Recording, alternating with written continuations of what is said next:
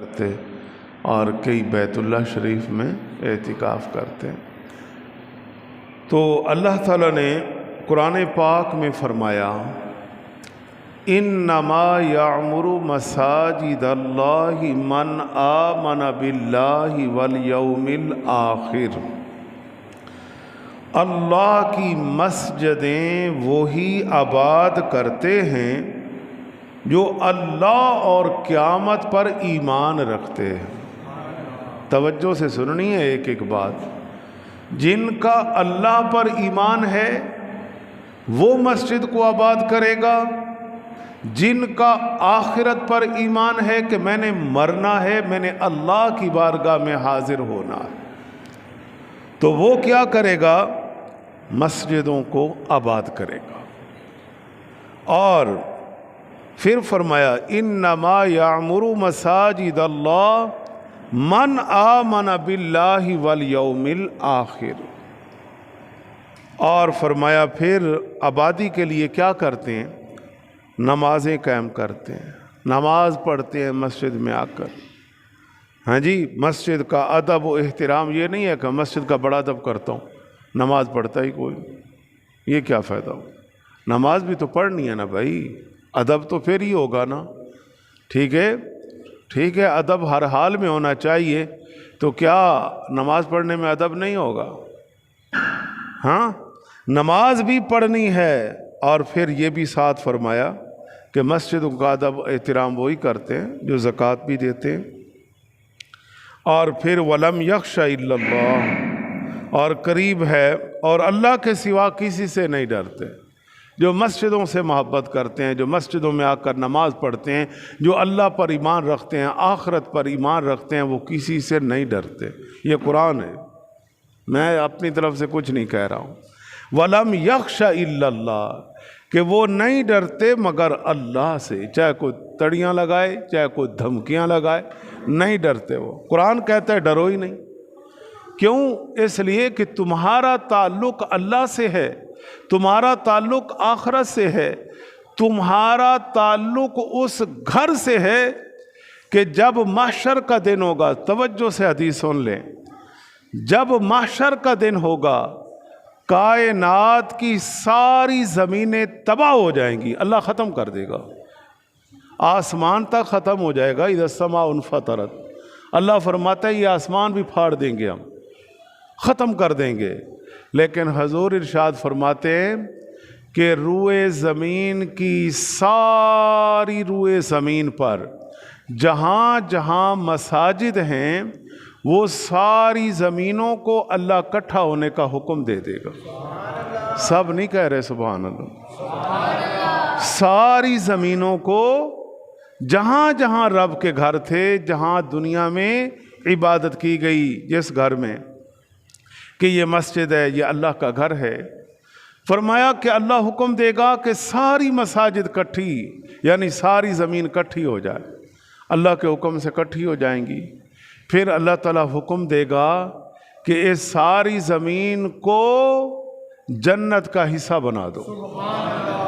اب کریں بات آپ، یہ مسجدوں سے ہمارا رشتہ دنیا تک نہیں ہے، خیال کر، صرف دنیا تک نہیں ہے کہ جناب بس ختم، نہ نہ نہ، یہ ٹکڑا جس پر ہم سجدہ کرتے ہیں، یہ قیامت کے دن بولے گا کہ باریلا یہ بندہ جو تیری بارگاہ میں حاضر ہے، اس کے سجدے کی گواہی میں دیتا ہوں کہ یہ میری بارگاہ میں آتا تھا، ہیں جی، اور سجدہ ریز ہو کر سبحان ربی الاعلیٰ کی صدا بلند کرتا تھا، اور میں گواہی دیتا ہوں۔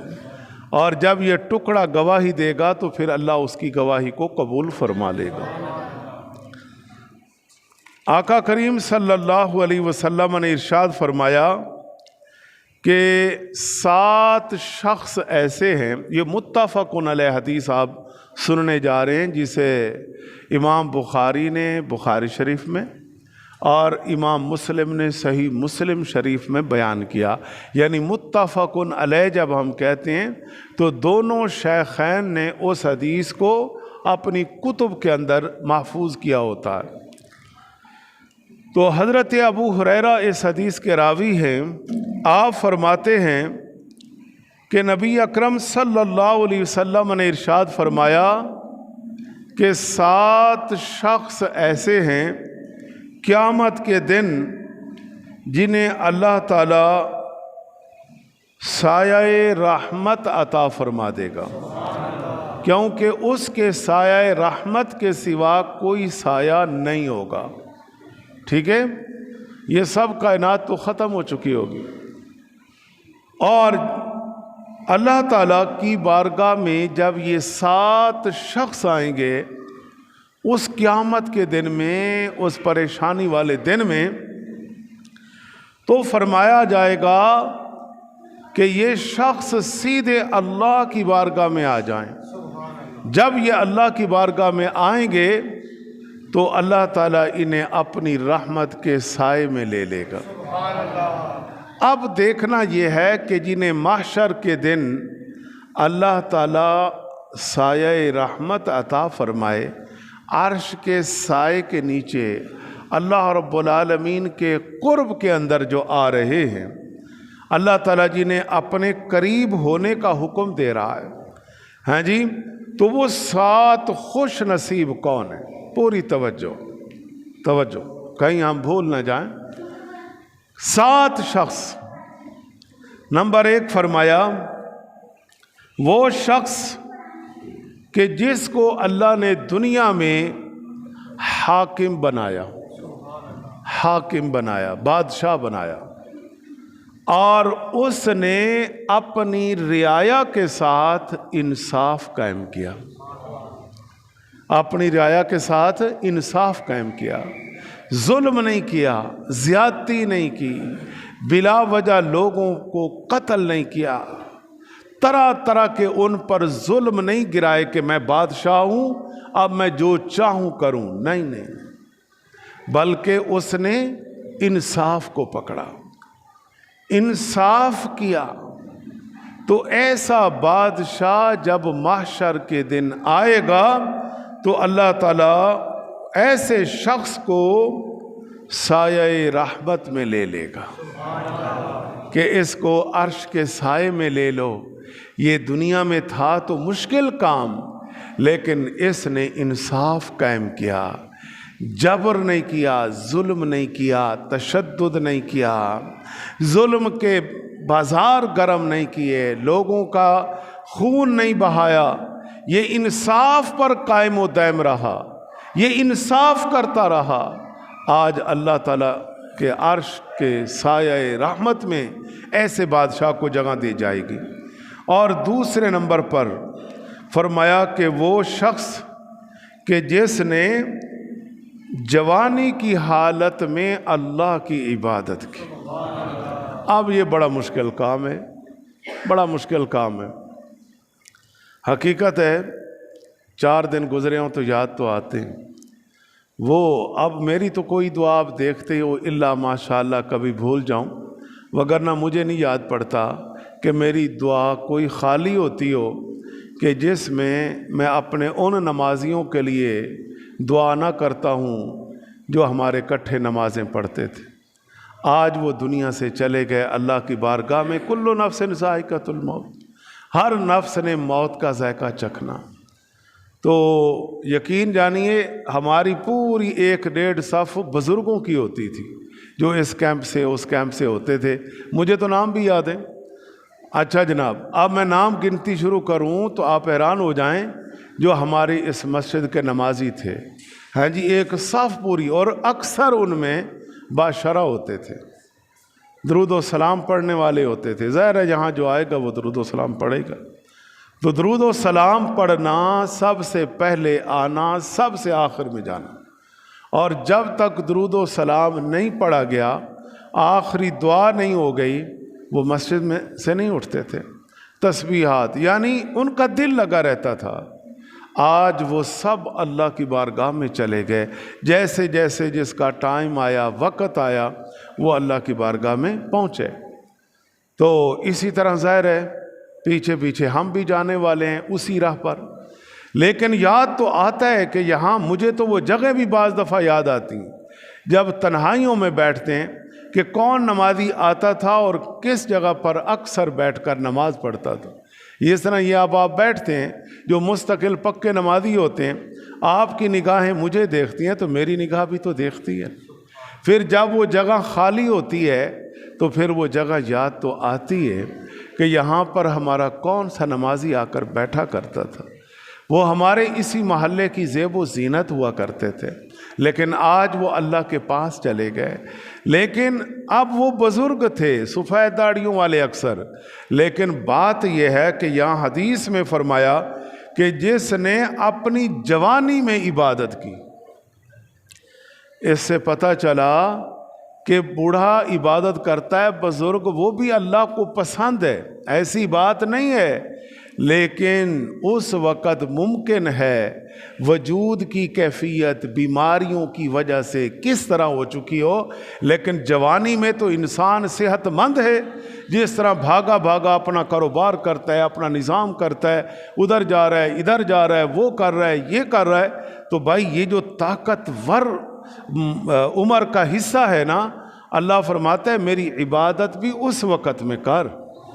ہاں، تو فرمایا کہ جس نے جوانی کے اندر عبادت کی تو جب ایسا شخص محشر کے دن آئے گا تو اللہ تعالیٰ اسے بھی سایہ رحمت عطا فرما دے گا. اور تیسرے نمبر پر ارشاد فرمایا، اللہ اکبر اللہ اکبر اللہ اکبر، فرمایا کہ وہ شخص جو مسجد سے نکلتا ہے نماز پڑھ کے اور اپنا دل مسجد کو اس طرح دے کر جاتا ہے کہ جب تک وہ اگلی نماز کے لیے نہیں آتا اس کا دل مسجد کی طرف کھینچتا رہتا ہے. ہاں، حالانکہ کام بھی کر رہا ہے، لیکن یہ فکر بھی ہے کہ بھائی ظہر کا ٹائم تو نہیں ہو گیا، میں نے مسجد میں جانا ہے اور میں نے جا کر نماز ادا کرنا.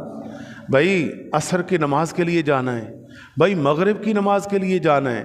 دوران وقفہ اپنا کام بھی کر رہا ہے، لیکن دل کے اندر اس کاروبار کی محبت کو نہیں پیدا ہونے دیا. اس کا دل مسجد کی طرف بڑھ رہا ہے کہ نماز کا ٹائم ہو میں اپنا کام موقوف کروں، پہلے رب کی بارگاہ کی حاضری دوں. تو فرمایا کہ ایسا شخص جس کا دل مسجد سے لگا رہتا ہے، اللہ کے گھر سے لگا رہتا ہے، اور جب وہ محشر کے دن آئے گا اللہ تعالیٰ اس کو بھی سایہ رحمت عطا فرما دے گا. اور نمبر 4 فرمایا کہ 2 شخص جو آپس میں اللہ کے لیے محبت کرتے ہیں، اللہ کے لیے محبت کر کے اکٹھے ہوتے ہیں اور اسی محبت میں جدا ہوتے ہیں، اللہ کی رضا کے لیے محبت. تو فرمایا ایسے شخص جو آپس میں اللہ کے لیے محبت کرتے تھے، کسی اور مقصد کے لیے نہیں، اللہ کے لیے، تو یقیناً یہ جو نمازی آتے ہیں آپس میں مل لیتے ہیں، محبت دکھ سکھ پوچھ لیتے ہیں. سب سے بڑا رشتہ یہی ہے بھائی. کسی سے ہم باہر 1 دفعہ ملیں گے، 2 دفعہ مل لیں گے، پہلے تو مشکل ہے، ممکن ہے ہفتہ ہی ملاقات نہ ہو، تو ادھر تو 5 ٹائم ملاقات ہو جاتی ہے. ایک دوسرے کا مصافحہ نہ بھی ہو تو ایک دوسرے کا چہرہ ہی دیکھ لیں گے کہ یار یہ فلاں دوست آیا نماز پڑھ کے جا رہا ہے، ہاں ملاقات بھی ہو جائے گی. تو اس طرح سے فرمایا کہ جو شخص اس طرح چلتے رہے اور وہ دنیا سے چلے آئے تو جب محشر کا دن ہوگا اللہ فرمائے گا کہ ان کو بھی عرش کے سائے رحمت میں لے لو، ان کو بھی رحمت کا سایہ مل جائے گا. اور نمبر 4 فرمایا کہ وہ شخص جو تنہائیوں میں اللہ کو یاد کرتا ہو. اجتماعیت بھی سبحان اللہ اللہ کو پسند ہے. ظاہر ہے یہ آپ علیہ السلام کا نظام دیا ہوا ہے نا کہ ہم نماز کراتے ہیں، اکٹھے ہوتے ہیں، یہ ایک ظاہری صورت ہے. اور ایک یہ ہے کہ تنہائیوں میں جب کوئی دیکھنے والا نہ ہو. یہ ہمارے جو اسلاف کی زندگی ہم پڑھتے ہیں کہ وہ غاروں میں جنگلوں میں چھپ چھپ کر جا کر وہ اللہ کی باتیں کرتے رہے. کیوں کرتے رہے؟ تاکہ کوئی نہ دیکھے، بس صرف رب ہی دیکھے. تو فرمایا کہ ایسے شخص کے لیے بھی قیامت کے دن وہی. اور پھر جب وہ تنہائیوں میں ہو تو پھر اللہ کی محبت میں روئے، اللہ کو یاد کر کر کے اس کی آنکھیں آنسو بہاتی رہیں. تو فرمایا کہ ایسے شخص کو بھی محشر کے دن سایہ رحمت کے سوا کوئی اور سایہ نہیں ہے. اللہ فرمائے گا اسے بس اس سائے کے اندر فرشتوں لے آؤ میرے پاس. اور پھر فرمایا کہ وہ شخص جو کسی عورت کے ساتھ اس کی دل لگی ہو گئی، قریب تھا کہ وہ برائی کا مرتکب ہو، لیکن اس نے کیا کیا؟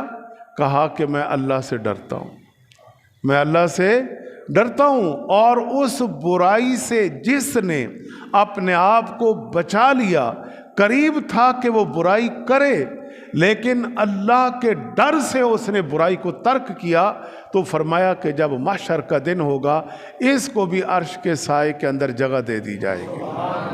اور نمبر 7 فرمایا کہ جو اس طرح اللہ کی راہ میں مخفی طور پر صدقہ دے، یعنی دائیں ہاتھ سے دے اور بائیں کو پتہ نہ چلے، تو فرمایا کہ یہ شخص بھی محشر کے دن اس کو بھی سایہ رحمت عطا کیا جائے گا.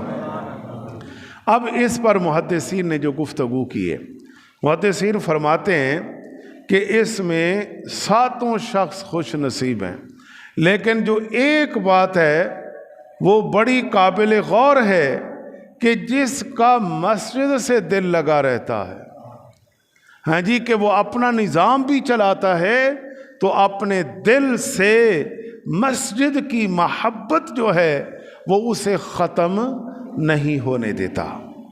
حضرت انس بن مالک رضی اللہ تعالی عنہ، تفسیر قرطبی سے یہ حدیث لے رہا ہوں، آپ علیہ السلام نے فرمایا کہ جو شخص اللہ سے محبت رکھتا ہے، حضور نے فرمایا کہ جو شخص اللہ سے محبت رکھتا ہے اسے چاہیے کہ وہ مجھ سے محبت کرے، اور جو مجھ سے محبت رکھتا ہے اسے چاہیے کہ وہ قرآن سے محبت رکھے، اور جو قرآن سے محبت رکھتا ہے اسے چاہیے کہ وہ مسجدوں سے محبت رکھے. کتنی ترتیب آ گئی کہ یہ سارے رشتے ناتے جو ہیں، حضور علیہ السلام کے ساتھ تعلق، قرآن پاک سے تعلق، مساجد کے ساتھ تعلق، یہ ساری چیزیں ہمیں اللہ سے ملاتی ہیں. یہ سارا ربط ہے. قرآن پڑھیں گے اللہ سے تعلق بڑھے گا، آپ علیہ السلام کا ذکر کریں گے، حدیثیں پڑھیں گے، اللہ کا پتہ چلے گا، اور مسجد میں آئیں گے تو اللہ کی بات کریں گے. تو آپ صلی اللہ علیہ وسلم نے ارشاد فرمایا کہ یہ تعلق ہے ہمارا مسجد کے ساتھ، کہ یہ قرآن ہو، میری ذات ہو، مساجد ہوں، یہ تمہیں اللہ کے ساتھ ملاتی ہیں. تو اس لیے فرمایا کہ مساجد سے تم کیا کرو؟ محبت کرو، مجھ سے محبت کرو، اللہ سے محبت کرو. اور پھر آقا صلی اللہ علیہ وسلم نے ارشاد فرمایا، حضرت ابن عباس اس حدیث کے راوی ہیں، آپ فرماتے ہیں کہ مساجد زمین پر اللہ کے گھر ہیں، مساجد زمین پر اللہ کے گھر ہیں، اور آسمان والوں کے لیے یہ مساجد اس طرح چمکتی ہیں کہ جس طرح زمین والے آسمانوں پر چمکتے ہوئے ستاروں کو دیکھتے ہیں. ٹھیک ہے، یعنی ہم دیکھتے ہیں آسمان کی طرف راتوں کو تو ہمیں خوبصورت ستارے نظر آتے ہیں، ہمارے دل کو بڑے اچھے پیارے لگتے ہیں. تو آسمانوں کے جو فرشتے ہیں ظاہر ہے وہ زمین پر اللہ کی مساجد کو دیکھتے ہیں کہ ان سے نور چمک رہا ہوتا ہے. تو لہذا آسمان والوں کے لیے جو ستارے ہیں وہ مساجد ہیں، اور ہمارے لیے ستارے آسمان میں ہیں، اور فرشتوں کے لیے ستارے وہ مساجد ہیں جو زمین پر ہیں. مساجد کا کتنا ادب ہے اور کتنا احترام ہے. حضرت عبداللہ بن عمر فرماتے ہیں کہ مساجد زمین پر اللہ کے گھر ہیں، اور جس کی زیارت کو کوئی آئے اس پر حق یہ ہے کہ وہ اس کو اکرام و احترام سے نوازے. یعنی یہ مساجد اللہ کے گھر ہیں نا، تو جو لوگ پھر اللہ کے گھر میں آتے ہیں وہ کسی اور کے پاس نہیں آتے، وہ اللہ کے پاس آتے ہیں. تو جو اللہ کے مہمان بنتے ہیں تو پھر اللہ تعالیٰ اپنے مہمانوں کو خالی نہیں لٹاتا، اللہ تعالیٰ اپنے مہمانوں کو خالی نہیں لٹاتا. تو میرے دوستو، عرض یہ ہے کہ اللہ تعالیٰ مساجد کا ادب، احترام نصیب فرمائے. اور یاد رکھیں مساجد کا ذکر اور مساجد کی عظمت پچھلی کتابوں کے اندر بھی بیان کی گئی ہے. तौरात शरीफ के अंदर भी मसाजिद के अदब और एहतराम के बारे में बातें की गई हैं। इसलिए आप सल्लल्लाहु अलैहि वसल्लम की अहादीस और कुरान और ये सारी चीज़ें, ये तो ज़ाहिर है थोड़ा सा टाइम होता है, थोड़ा सा बयान होता है, एक जज्बा ही दिया जाता है, बाकी आप खुद पढ़ें। मैं कहता हूँ